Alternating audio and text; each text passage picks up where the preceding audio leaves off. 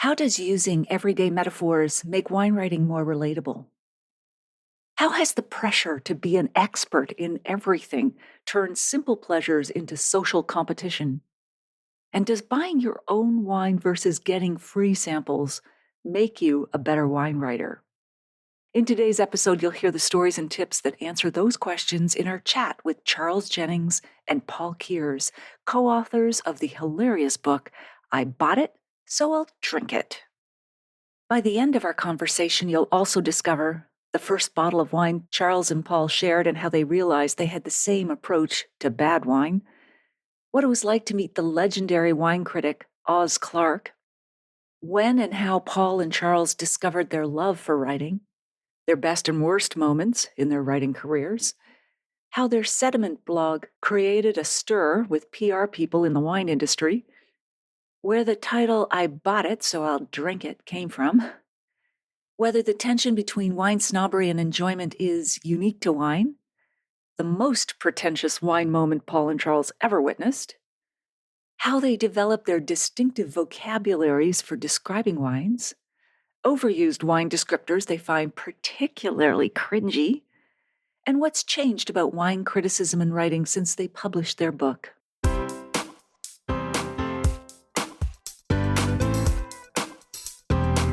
Do you have a thirst to learn about wine? Do you love stories about wonderfully obsessive people, hauntingly beautiful places, and amusingly awkward social situations? Well, that's the blend here on the Unreserved Wine Talk podcast. I'm your host, Natalie McLean, and each week I share with you unfiltered conversations with celebrities in the wine world, as well as confessions from my own tipsy journey as I write my third book on this subject. I'm so glad you're here. Now pass me that bottle, please, and let's get started. Welcome to episode 340. On CTV's The Social, we chatted about great wines for barbecue fare on Father's Day, which is coming up very soon. So I will share that with you now. So some dads are just not wine guys, they're beer guys. But I'm saying the selections I've brought today can help change that. Yes. It's mostly a perception that wine is only for fancier occasions than beer, but it's just not true. Anytime you think of having a beer, you can probably substitute it with a bubbly. And I'm not talking about fancy pants champagne, but value-priced sparkling wines from other regions. They're both frothy and fun, like our first wine. So, the Villa Conchi Brut Selección Cava is a refreshing sparkling wine from Spain. It offers crisp notes of green apple and is a fraction of the price of champagne. It would pair beautifully with grilled seafood. Apart from price, what's the difference between this bubbly and champagne? So cava means cave in Spanish, and it's the country's sparkling wine that's made using often the same methods as champagne, but with local grapes. Next up, I have the Creekside Sauvignon Blanc, and this is from a small winery on the Niagara Peninsula in Ontario. This white wine is zesty and bone dry with notes of lemongrass, lime, and green herbs. I'd pair this with grilled seafood again. Actually, grilled veggies would work, even grilled chicken. So why do bubblies and white wines make great summer wines, even apart from barbecue? Well, zippy whites and sparklers are often good starters when folks are sitting and chatting or wandering around the backyard as they wait for the meat to cook, or veggies or seafood. These wines are served chilled, so they have that pleasant cooling effect, much like your water sprinkler, yet they're aromatic enough to compete with smoke, sunscreen smells, and summer breezes.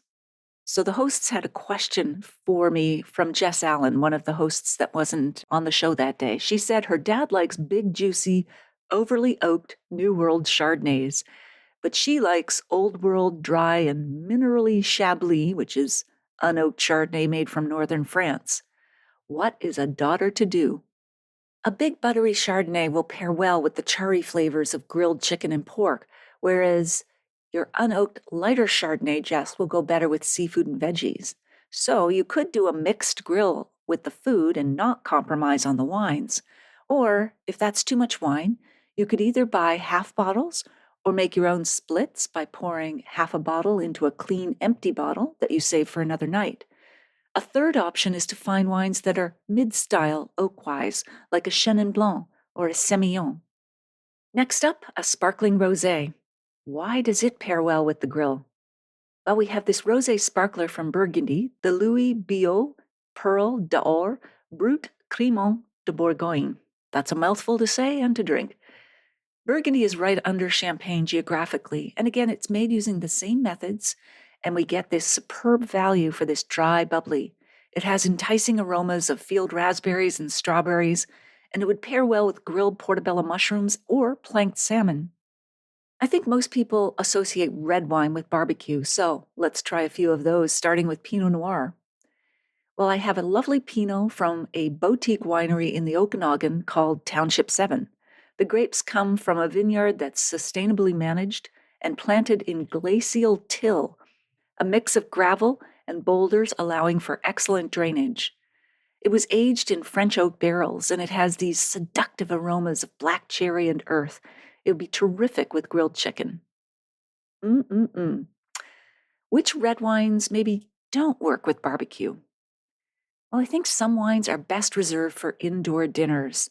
Bringing out your well-cellared Bordeaux and Burgundy for hamburgers and steaks is kind of like wearing a tuxedo in your backyard. Not only would you be a social misfit, but it's just wasted effort. Mature, elegant wines go down in flames next to the grill. Their subtle flavors are just overwhelmed. Lastly, we have a Shiraz. This one is the Wakefield Jerriman Shiraz from Australia. It's a blockbuster red wine with notes of deep, ripe, dark berries, plums, and smoke. This robust Shiraz is produced from grapes grown in the Clare Valley and McLaren Vale. The wine was aged in American oak barrels. It has the mouth-watering juiciness to pair with charred meat, but not too much tannin, which would accentuate any dry taste. Pair this with charcoal grilled steak. Any final tips for keeping wine cool under the summer sun? So an ice bucket in the shade is an easy solution, even for red wines if you think they're getting a little too warm. If you're at the cottage or by the lake, you can put the bottles in the water at the shoreline. If your bottles need to be chilled quickly, wrap a cold, wet towel around them and put them in the freezer for 15 minutes. Just don't forget them because they will explode. And where can we find these wines online? On Instagram, I'm at Natalie McLean Wine, and online, my website is nataliemclean.com. Back to today's episode. 3 of you are going to win a copy of our guest's terrific book, I Bought It, So I'll Drink It. That makes me smile every time I say it. I also still have 2 copies of the memoir Grape Expectations, a family's vineyard adventure in France, filled with vivid descriptions of delicious wines, great food, and stunning views, and a unique insight into the world of the winemaker, written by our guest last week, Caro Feely, as well as 2 copies of the award-winning book, Vines in a Cold Climate by Henry Jeffries. If you'd like to win a copy of any of these books, please email me and let me know you'd like to win. It doesn't matter where you live, I'll choose 7 winners randomly from those who contact me at natalie@nataliemclean.com. In other bookish news, if you're reading the paperback or ebook or listening to the audiobook of my memoir, Wine Witch on Fire, Rising from the Ashes of Divorce, Defamation, and Drinking Way Too Much, a national bestseller and one of Amazon's best books of the year, I'd love to hear from you at natalie@nataliemclean.com. I'd also be happy to send you beautifully designed, personally signed book plates for the copies you buy or give as gifts. I'll put a link in the show notes to all retailers worldwide at nataliemclean.com/340. The paperback usually arrives within a day or 2 of ordering. The ebook and audiobook are instantly available. Okay, on with the show.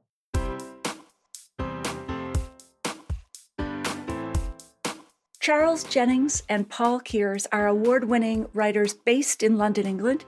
Charles is best known for his Wise Guy travelogue, Up North, and the Edwardian social history, Them and Us, as well as for his writing on architecture, property, and the urban environment in the Guardian and Telegraph newspapers.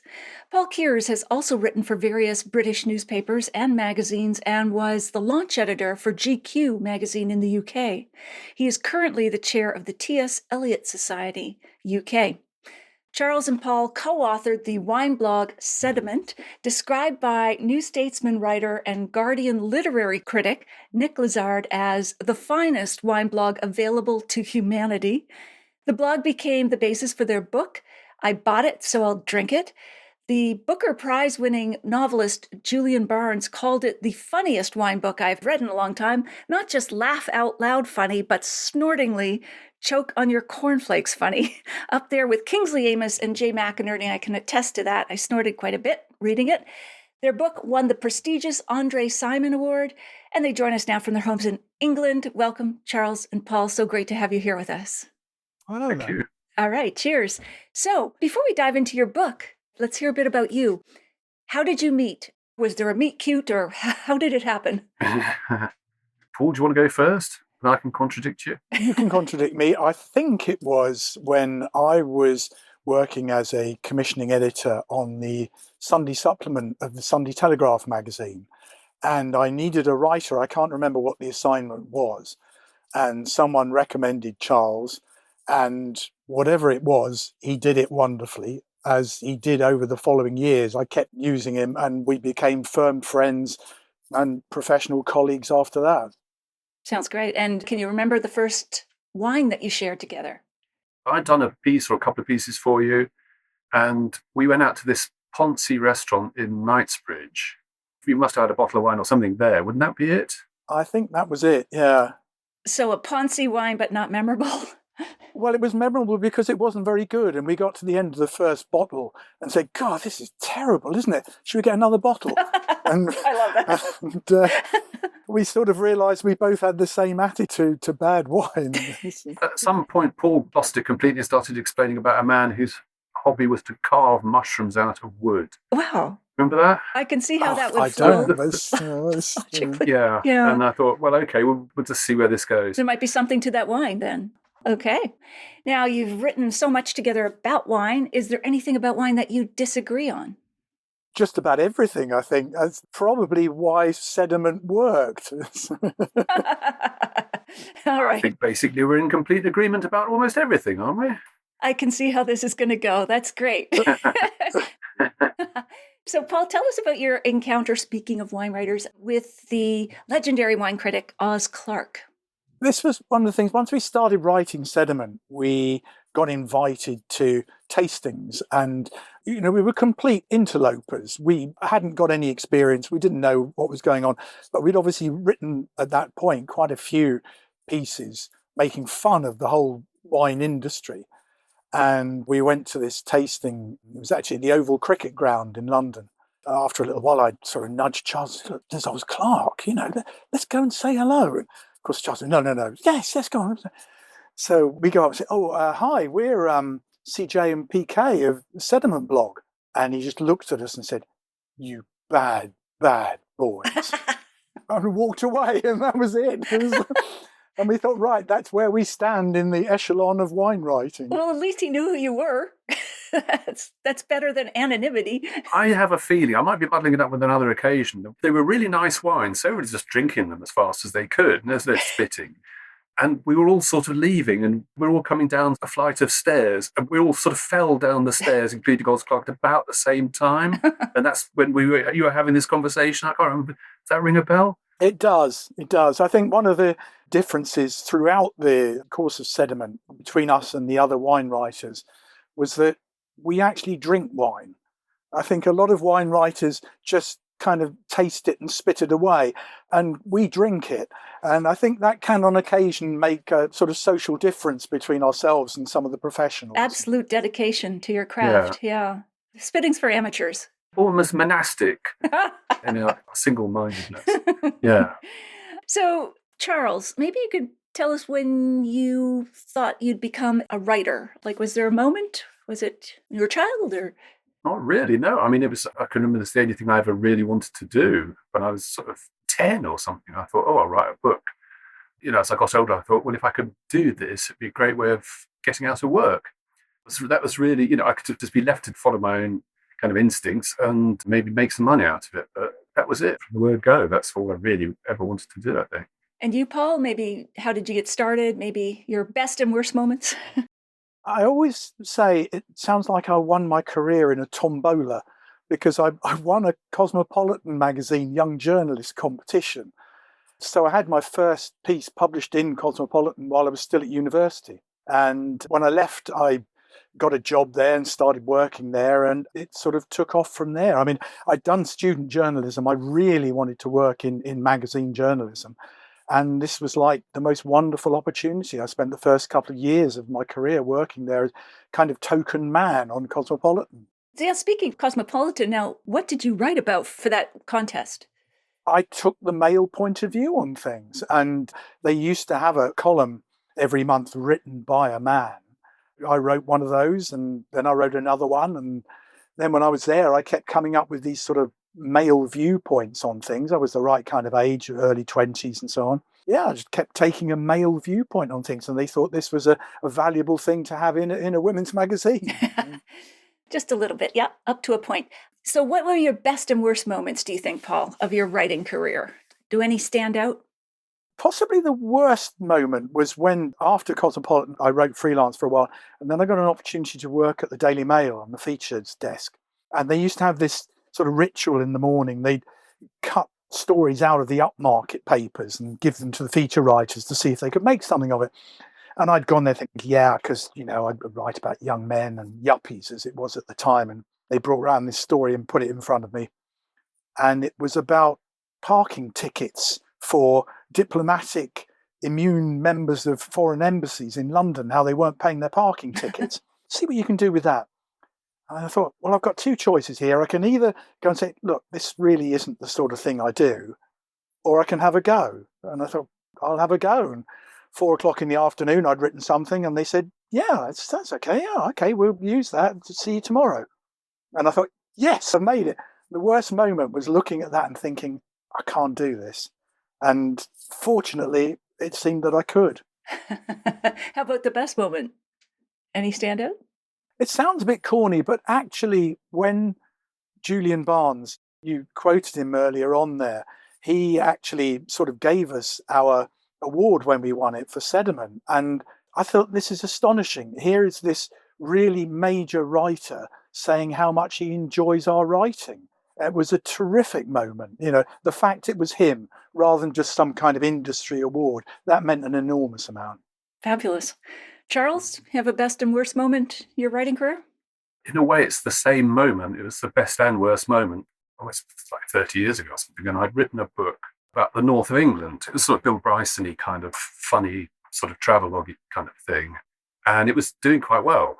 And I went up to Manchester in the north of England to a TV studio to take part in a show and flog the book. And it was this big studio, dazzlingly lit studio. And there were scores of people in this great big audience facing me. And they just put me on a sort of bar stool right in the middle of the floor, and all these eyes bearing down at me. And I thought, oh, what am I going to do now? There was a kind of guy, fronting it, but I thought I'm just completely on my own. And also, I've been very rude about Blackpool, the holiday town in North England. And they got all these landladies from Blackpool, and they bust them in. And they were having a go at me. And I thought, this is not good. But at the same time, I thought, but then I'm on TV. Thousands of people are going to watch this, and they've all come here, and they can't beat me up on television because the cameras are on. So that was it. It was sort of all in one. It was a very odd sort of experience, but something like that was pretty good. That sounds intense. Did you go out the back way after that? I can't quite remember how I got out. I was just ushered off Right. this, about 100 yards of empty floor and then put into a cab. I wasn't pursued down the street by hordes of angry Blackpool landladies. So, yeah, I got away. That's good. Your Sediment blog, that came before the book, obviously. What was the most controversial post that you had on the blog, or the one that caused the most reaction? The only one I can particularly remember is I was very critical of a wine, making enormous sort of fun of it. And suddenly started getting all these posts, replies saying, who do you think you are? You don't know anything about wine. Give it up now. What are you doing? And gradually realised that the PR agency for this particular wine chain had put up all these fake responses from these people. But what was great was that a lot of our regular readers started posting things saying, just keep out of this. We love this. Forget it. So that was the biggest battle, but it was a sort of an artificial one in a way. Once we realised there is a term for it. I can't remember what it is now for putting up all these sort of Sock puppet official or responses. something like Yeah, that. something like that. Yeah. Okay. Yeah, a lot of that shenanigans going on. So what happened to your sediment blog archive? I found it. It's still online. So everybody can access all of the articles that you wrote? Oh, yes. They're all up there.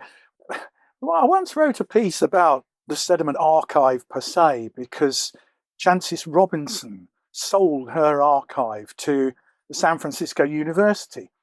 And when they bought it, there was this whole thing about, it's a very important archive. Jancis Robinson has invented whole new ways of wine writing.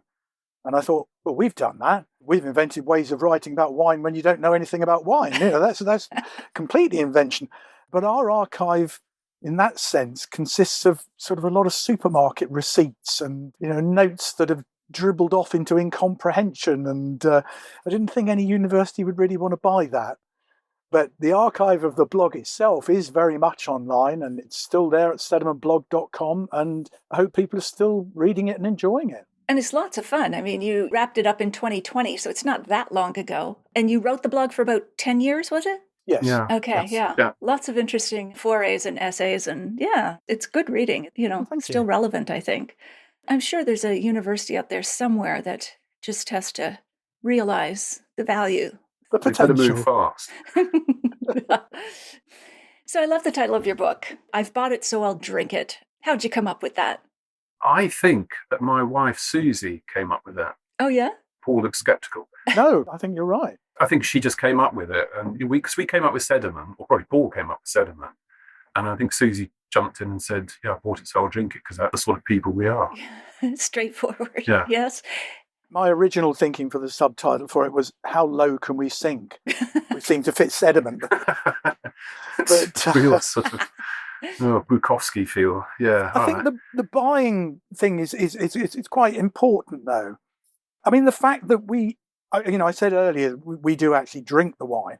The other thing was that we actually buy it.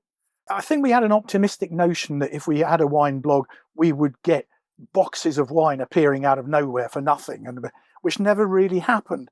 So that was a major disappointment. Yeah. That was a major part. That was really the whole. And wasn't there a time, because we got about 2 bottles or something in 6 months, and there was another guy who had a more successful wine blog, and he had more than he could drink, so he gave us some of his stuff. So he said, all right, we'll take your leftovers. That's as good as it got, really, after that. Paul pinched a few from wine tasting. Yes. Yeah, which was a bit naughty, but, You had a special coat that you used to take to wine tasting. Inside pockets? You could get a decent bottle in there. Yeah.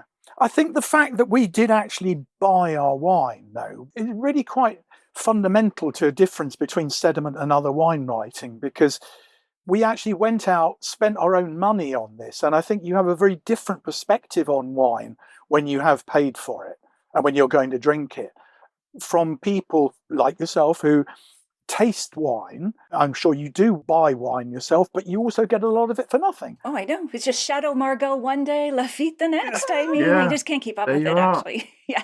Yeah. I like to think when you actually have to go out to buy it, and you go to wine merchants and you go to supermarkets and you have it delivered, and, and you are paying for it, I think it gives you a different attitude. I think hopefully maybe it put us in connection with more of our readers, that they were in that same thing. They were having to go out and buy it.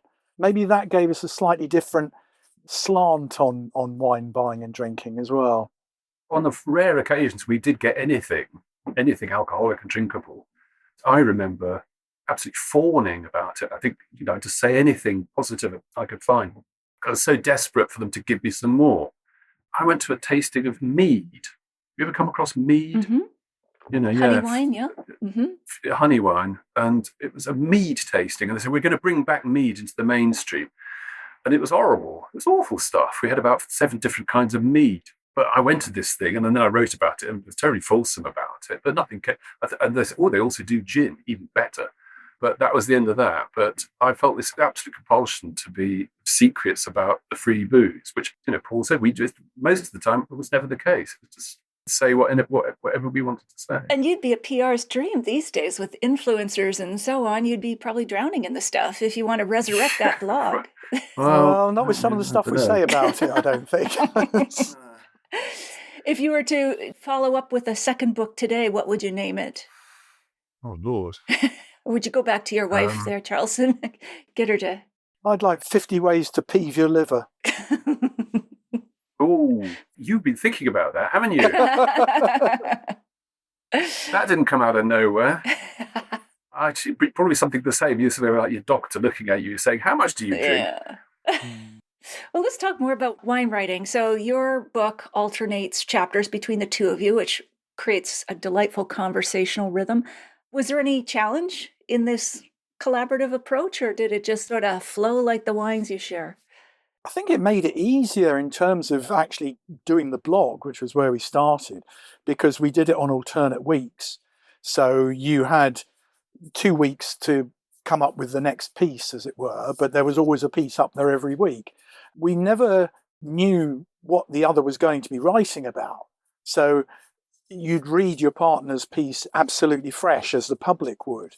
And I think the combination of all that made it actually quite a positive thing rather than a challenging thing. Good.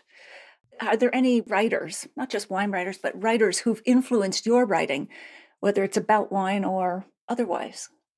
I always tried to write like Martin Amis, the late Martin Amis.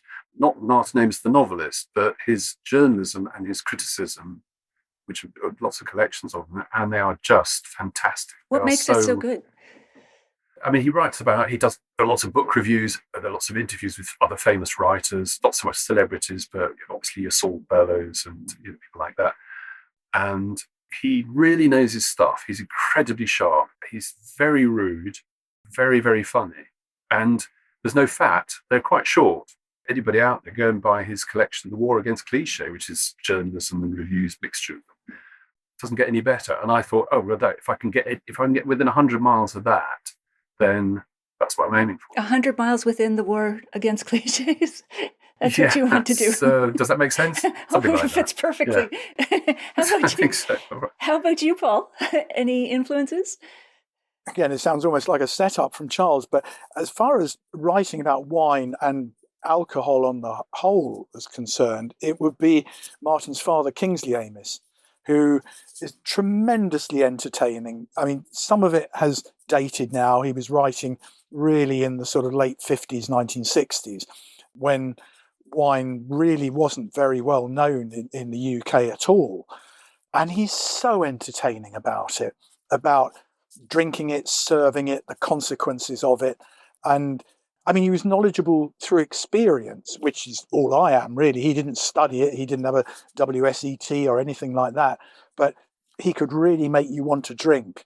And I think that was a great encouragement for me. Absolutely. Was he said this is a naive little Burgundy, in Brideshead Revisited, something like that? When they were digging through the cellar? I can't remember. That was it. But anyway. They come across an absolutely impossibly refined wine, don't they? Yes. Yeah. And Sebastian says, don't pretend you've heard of it, Charles, because you won't have. Right. It's a gazelle and they're going back and forth. And it was delightful. Anyway, I'm butchering it. But yeah, his passages. Did he have a book dedicated to wine, Kingsley Amis? He wrote a couple, actually. Okay. Yes. I can turn my head from the screen and see if I've got my copy, because I've certainly got it on the shelves in here. So Everyday Drinking by Kingsley Amis? Everyday Drinking. That sounds familiar. Is that it? That does, and that is probably it. Yeah. Now, throughout your book, you wrestle between wine snobbery and enjoyment. Do you think that particular tension is unique to wine, or are there other consumables or product categories where it exists? I think I'm instinctively drawn to these kind of things. And yes, I think, for instance, menswear, the sort of brands and so on there. Charles is looking appalled there because he knows perfectly well I will go on for ages about makers of You talk amongst shirts and yourselves, I'll go and have a suits. cup of tea. I think the same kind of, levels of aspiration and desire and quality and Particularity, excellence, yes. authenticity, all those sort of things, they, for me, hold true in menswear as they do in wine. So, I'd say it spreads out from wine. Not for Charles, obviously. He's No, well, you can see from the way, I've just got out of bed, but yeah. Do you find it in other categories, Charles, or not so much? So everybody these days has to be a bit of an expert about everything. You can't just eat food. You have to bring something special to it. And you have to know so much more and hold so many more opinions. And food's the obvious one. But the one where it really, I think, gets me, it's like travel. Tourism. It wasn't just a question of, we've been to France, we've gone to Italy, we've got to made to the United States or something like that. It's how you did it and where you stayed and what you did and what tours you went on. And it's so full of itself, and then it becomes a transaction, well, I'll trade you a trip to Singapore for, a trip to New Zealand or something like that. Oh, right, well, I'll see you in New Zealand and I'll raise you a Thailand. And that's drives me around the bend. So, so I feel that's where I would feel most aware of it. I think the one in the UK that is closest to wine now, and this has happened in the last 5 years or so, is coffee. People, they go on and on and on about, where the beans are from and how they're grown and what temperature it should be and all this kind of thing. Who are these people? People. The latest thing is how to have black coffee. And it's not an Americano, which is where you take your black coffee and you put the hot water in. No, now you've got to put the hot water in the cup and then put the black coffee into that. And this is the finest way of drinking black. You think, come on, really. It's Well, you could have a sister blog to Sediment called Grounds or something. I don't know. But it sounds like you wouldn't want to. Or worse, yeah. No. Okay. Paul lives a more exclusive and refined life than I do. So he really actually does worry about which order you put things in a cup. And Paul actually has bottles of wine in a kind of little tiny cellar under the stairs and all that. So, and he wears fancy trousers with labels on. So, and jackets buttoned just so. Absolutely. What's the most pretentious wine moment or action or phrase or anything you've ever heard, witnessed or committed yourselves? Because I don't move in Paul's world in that way, I don't get exposed to it now. But the only one I could think of was actually just the other week. And it was around here, it was around our house, and I did it. I said it. And somebody brought a fancy bottle. It's a red Bordeaux. It's 2005. It had a fancy label. I don't know what it was. It was, so we opened it up, and I'm not quite sure whether it was the best I've ever drunk. And I actually found myself saying, grippy tannins.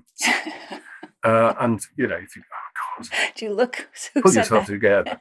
Grippy tannins. So, all right, that's my. It's good to get that pick. out. Yeah. Paul has got so many pretentious wine moments. I probably wouldn't recognise them as such because I sort of, I quite enjoy them, don't I? So, yeah. Quite enjoy them, yeah. Okay, Yeah. so it's just a way of life for you. Yes. Okay. Charles, you described one wine as, I'm going to quote you here from your book, it's wonderful, as turning into a black curranty kind of sluicing, narrowly covering the roof of the mouth, followed by a hot gas blast in the back of the throat, an impression of plastic adhesive ending with a flourish of underarm deodorant spreading down towards the lungs. Not great, but not something you could feel indifferent towards either. And another, I have to quote you one more time here, as wines spreading as rapidly across the floor of the mouth like a CO2 fire extinguisher, leaving only a chesty rasp in its wake. Now, how did you develop your distinctive vocabulary for describing wines? And do you ever get pushback on it? Yeah, it was that 5 years I did in jail, really, that really helped. Good education, Yeah. I can't remember, I cannot imagine what I was writing about or where I got that from, but it sounds revolting and entirely plausible. Yes, it does. I think I've had that wine. Mm-hmm. As for people kind of, well, like Paul was saying, nobody ever read us. So not much pushback. Nobody ever read us, full stop. Nobody ever read us to find out about, what was best and what was the most refined or the most sophisticated. So I don't remember anybody. People tended to join in rather than push back on us. I mean, I'm just going about some Scotch whiskey that we had in Egypt. It was Egyptian Scotch whiskey, so it wasn't really Scotch, but it came in a thing that looked a bit like a Scotch bottle, and it was very alcoholic. And some guy wrote in, and he said his dad used to drink it, I think, when he was out there in the Middle East, during the war or something like that. So that was great. So, no, I don't remember being ticked off or held up to account or anything. And Paul, did you go to wine writing school or anything? How did you develop your vocabulary? What we did was to draw our descriptions from our real life. I think there's a tendency in wine writing to use metaphors that have been learnt along with the education. And, sometimes they're things that you wouldn't necessarily experience. I mean, I've got a cat, but I really wouldn't use the term cat's pee in describing any wine. I don't know what cat's pee actually tastes like. So why would I say, oh, yes, there's elements of cat's pee in this? And yet so many wine writers do. Whereas if I talk about it smells of ink, well, people know what ink smells like, and it seemed more appropriate to use ink as an analogy than cat's pee. Not probably for the same wine, and I think nearly all our metaphors were drawn from everyday life rather than from wine education, if you like, because we didn't have a wine education. Very evocative. Now, I forget which one of you, but you write about when wines are described as gluggable or suitable for quaffing. You don't like that. What descriptors do you find that make you cringe? Other ones? Any others? Yeah, that was me. And it was really widespread across wine writers when they were talking about wines, and they keep on, oh, it's a quaffing wine. And well, sorry, I wouldn't say to my guests, quaff this or glug that. It just sounds horrible. The other one, which, I really couldn't get with, was easy drinking. I thought, well, wine is meant to be easy to drink. If it's hard to drink, there's something wrong with the wine, or you need a doctor, not a wine critic. It's why would people say easy drinking? Yeah. Well, the current term is sessionable, so I guess you could invite your dinner guest to have a session with a wine. A session means getting drunk, doesn't it? It does over here. Sessionable. A session. SESS. Yeah, sessionable. Yes. Like it's down in like one session of drinking. Anyway, it's just I find that bizarre. I can't stand it. I mean, everybody talks about notes of, and then there'll be a list of things that you may or may, well, a bit like Paul was saying about, cat's pee, and it'll be kind of juniper and tobacco and vanilla and any other thing that you can think of that sounds vaguely sort of fragrant or not. And I never get that. It seems there's quite a small word store for wine writing. Lots of criticism, the same thing. But you're always having to just reshuffle the same words to try and create some sort of nuance. And I'm not sure, I don't know where it gets you in the end. It all seems terribly familiar, even if it's new. Absolutely. Is there anything that's changed about wine criticism or writing since you've published your book that you've noticed? Any major changes? I never read anything these days, so you tell me. But I mean, the rise of the amateur critic, everybody's a critic these days, and everybody's got an opinion, everybody posts their opinions everywhere. I would guess that must have some effect on that. If you're serious about it, if it's what you do for a living, or what effect does this tide of sentiment, opinion, what effect does that have on the way you project yourself, the way you are perceived? Anyway, that's what I would get. Mm-hmm. I mean, I know the two of you really don't probably read lots of wine books or wine columns, but do you see any trends in where wine writing is going, or have you noticed anything on the odd thing you do look at? Most of the wine writing that I look at is guidance for purchase. So it will be sort of newspaper type columns where they've got, 6 wines for under a tenner or something like that. That has stayed pretty much the same because the audience has stayed pretty much the same. I think probably those sort of influencers, as it were, are out there, but we're a bit old for that, really. We're analog people rather than digital people. And the joy of writing, as it were, in print it means a great deal. And I'd like that analog approach rather than the digital kind of approach, I think.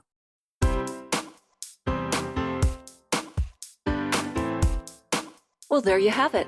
I hope you enjoyed our chat with Charles and Paul. Here are my takeaways. Number 1, how does using everyday metaphors make wine writing more relatable? Charles and Paul explained that they draw their descriptions from real life. There's a tendency in wine writing to use metaphors that you necessarily wouldn't experience. As they say, I've got a cat, but I really wouldn't use the term cat's pee in describing any wine. I don't know what it tastes like. Whereas if I talk about wine smelling of ink, well, people usually know what ink smells like, and it just seems to be a more appropriate use as an analogy.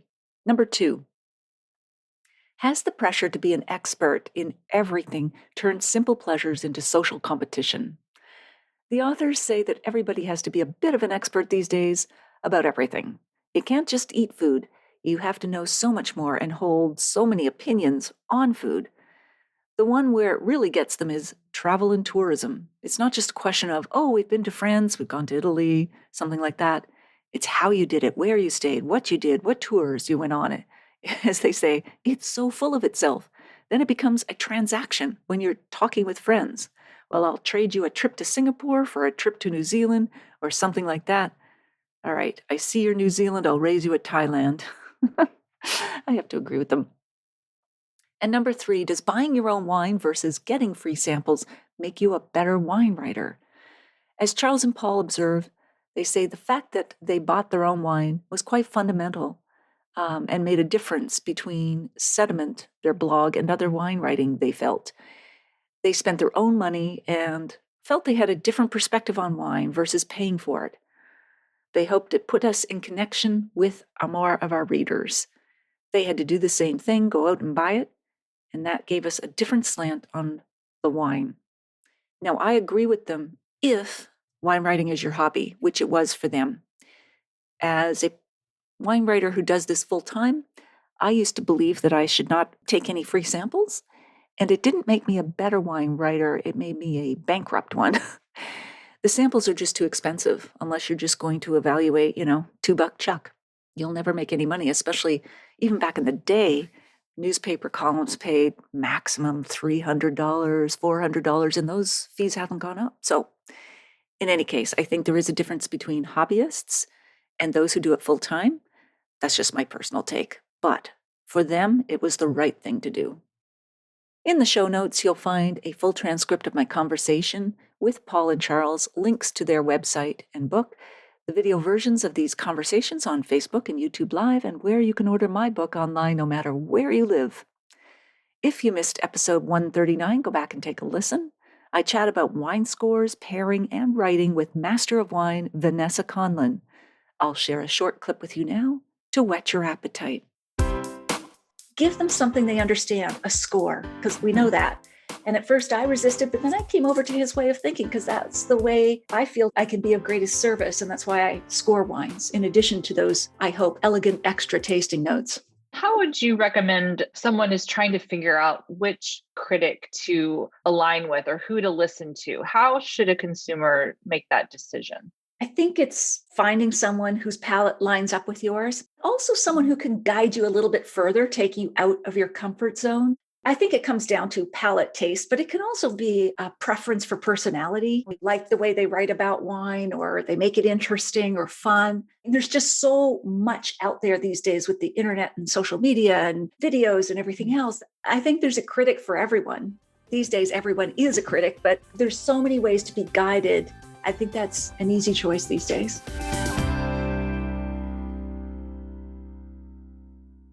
You won't want to miss next week when we continue our chat with Charles and Paul. If you liked this episode or learned even one thing from it, please email or tell one friend about the podcast this week, especially someone you know who'd be interested in learning more about wine tasting and learning how to describe wine. It's easy to find the Unreserved Wine Talk podcast. Just tell them to search for Natalie MacLean Wine on Apple Podcasts, Spotify, their favorite podcast app, or they can listen to the show on my website at nataliemaclean.com/podcast.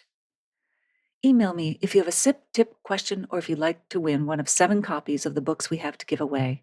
I'd also love to hear your thoughts on this episode, or if you've read my book or are listening to it. Email me at natalie@nataliemaclean.com. In the show notes, you'll also find a link to take a free online food and wine pairing class with me called the 5 Wine and Food Pairing Mistakes That Can Ruin Your Dinner and How to Fix Them Forever at nataliemaclean.com/class. And that's all in the show notes at nataliemaclean.com/340. Thank you for taking the time to join me here. I hope something great is in your glass this week. Perhaps an inky wine without a whiff of cat's pee.